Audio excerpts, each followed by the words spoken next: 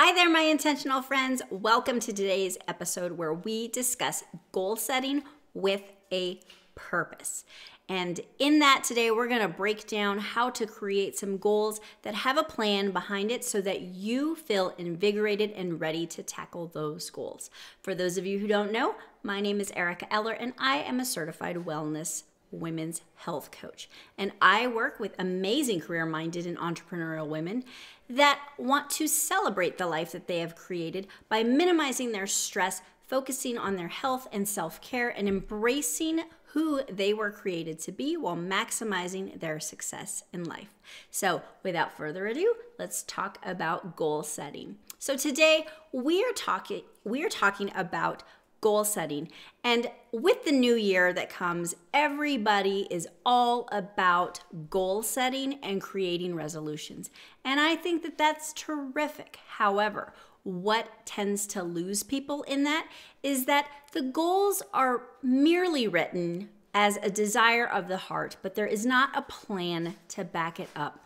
And sometimes people feel overwhelmed because they've picked so many things to focus on that it's really hard to accomplish any of them. So as they feel the overwhelm, they just decide to just kind of forget it and let's go for next year.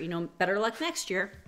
So I have some key points for you in goal setting. My first tip is to start with 3.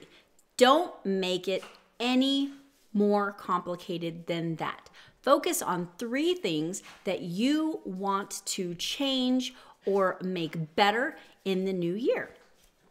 It's really easy to overwhelm yourself when you focus on multiple things and all the areas of your life. So for this year, for 2018, let's start with 3. You don't want to overwhelm yourself.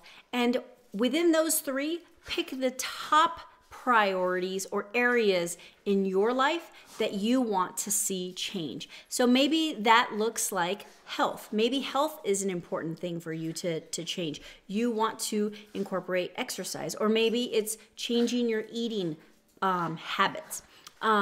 Maybe it's relational. Maybe there are some relationships that you are working on this year and that you really want to optimize and help those relationships thrive and grow.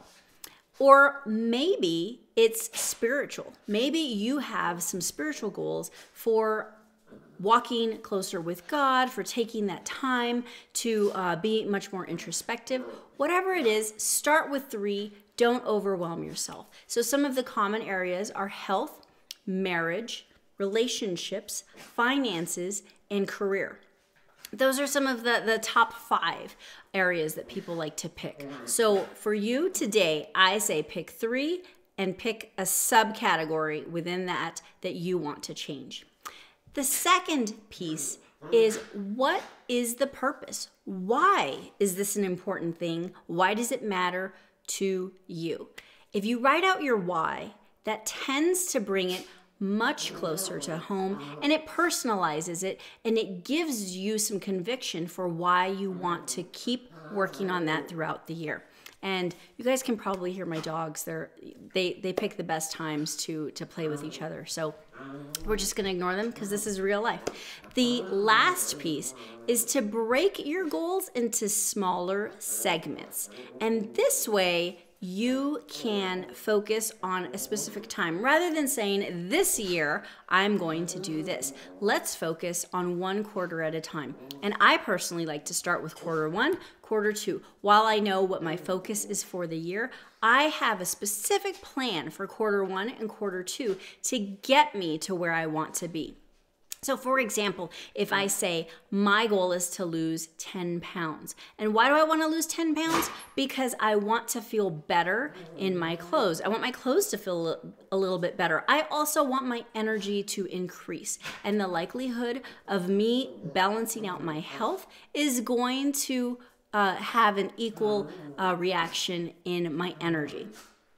But how am I going to get there? So as I focus into quarter 1, I write out a plan. What does that look like? It means that I'm doing a lot more meal planning and prep for the week ahead of time so that I'm not having to just grab things on the go and basically not be eating the way that I want to eat.